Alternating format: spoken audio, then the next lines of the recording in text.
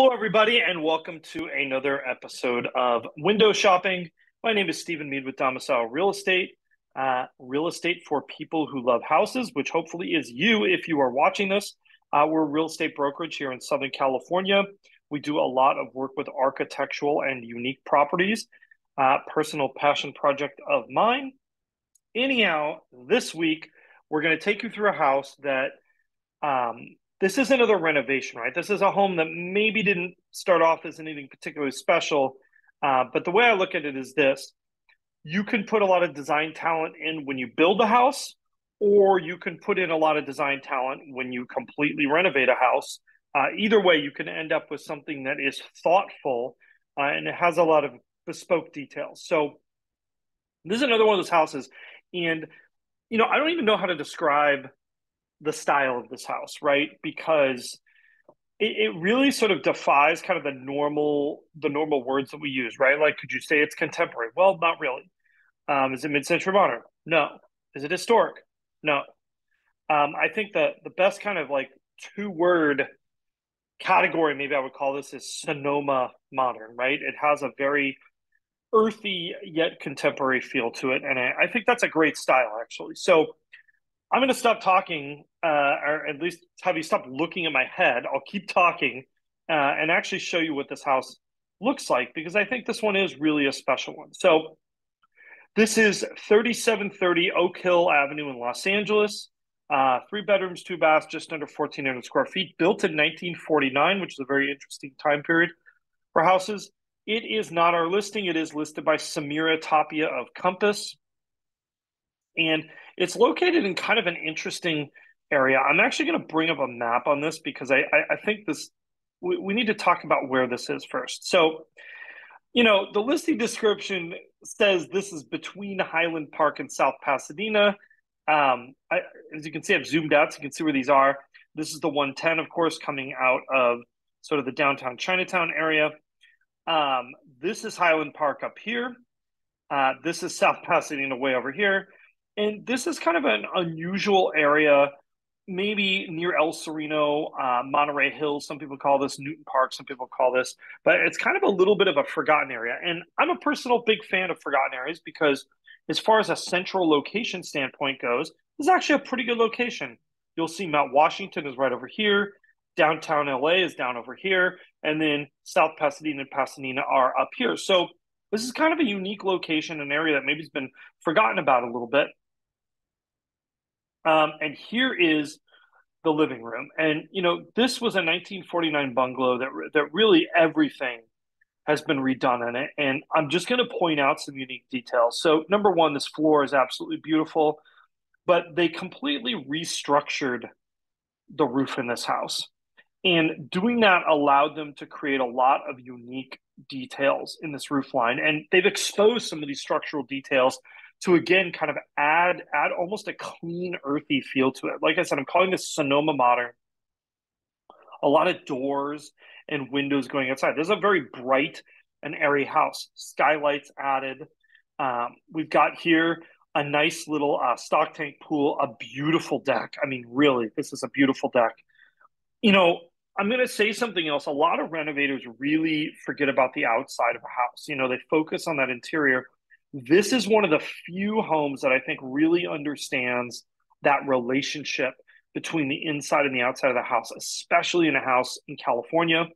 I also want to point out, these are wood French doors, right? I think a normal renovation would go with vinyl or maybe fiberglass. In this kind of an application, this home is priced at $1.25 million, so it's not exactly a super expensive house. I also love that the flooring really has this almost seamless transition from inside to outside. I mean, that really reinforces that outdoor connection. You see, we've got some views here. We've got an outdoor dining area. Again, these door sets open all the way on this corner of the house. It really creates kind of a unique environment. They also bumped this area out here. You can kind of see there's a little bit of a bump out.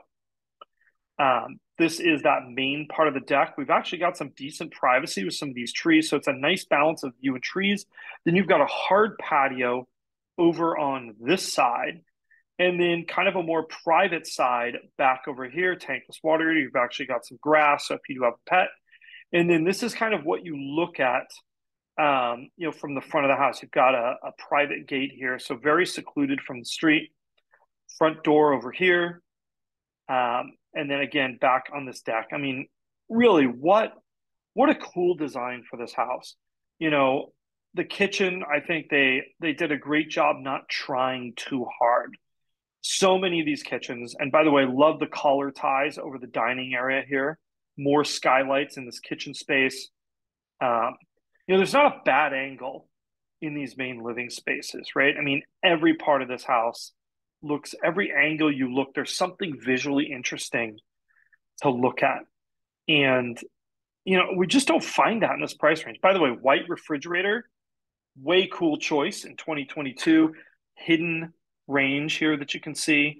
And you've kind of got this great view. Look at these collar ties as you're kind of going down the roof. I mean, we just don't see this kind of detailing in design, in renovations, especially not at this price point.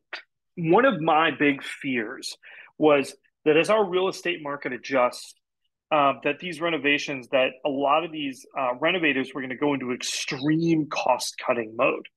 And, and we're just going to see a bunch of crappy renovations come out of it. And I'm glad to see that's not the case here. Now, you might notice there are a couple things missing in this kitchen, right? The biggest one here is there are no upper cabinets or even open shelving. And I'm wondering, was that something that was cost engineered out? If it was, that's a smart place to cut costs because that's something that's not that difficult to add later.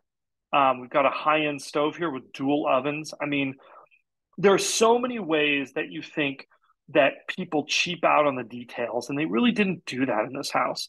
The hard things, the expensive things were all done right. Like they fought for the right things in this renovation. Between the wooden doors with the wood trim, I mean, really, this creates a very warm and inviting environment. Not a huge primary bedroom, but really a nice primary bedroom. This podocarpus plants are going to grow in. You're going to have good privacy and shielding. A unique bathroom design. I like when I'm not looking at these same exact things. I think these might be semi-handmade door fronts that I'm looking at here on top of IKEA cabinets. Pretty cool. Really a great way to kind of reduce the costs. By the way, if you look down here, I'm not sure you can see it. This is terrazzo floorings in the bathrooms. Really a great touch.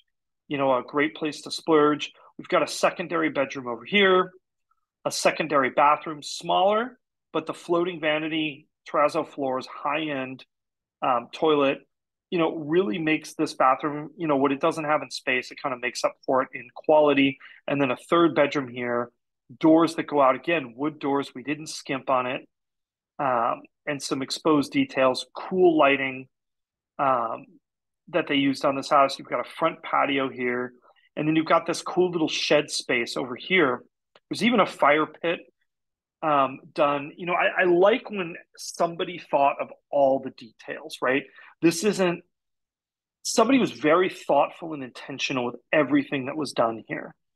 Let me scroll through here because I'm kind of hoping there's an interior photo of that shed. I thought there was one.